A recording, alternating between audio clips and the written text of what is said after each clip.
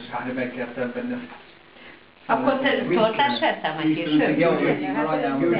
Van ilyen süteményes Ki tudja, az már Jó még. lesz, már látom. Nagyon finom lesz. Ez már látom, hogy az állagából látom. Jó, ki kér még? Hát mindenki kér, de majd vágok én akkor. Hát főleg Józsi.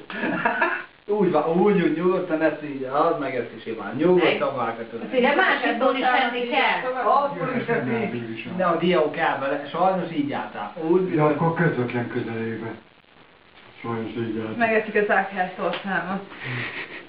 Amire 12 éves korom óta várok, hogy anyukás születésnapomra megsüssem. hogy 12 ezer alatján készült. Rozi. 12 ezer alatján készült, anyához már 2000 nem alszik. Úgyhogy olyan legy is az vissza. Tényleg? Antika? Hát jó lesz. Hát de neki teles addig kellett volna.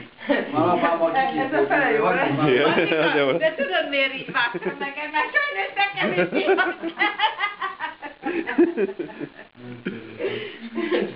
nem kell olyan nagy, mert másodból is ennek van. Te csak arrébb azt az ígót. Anyu, akkor nem kér? Egy nagyon szép alapot. Még vannak felik. Mikor száraz, miből De vágok én neked olyan.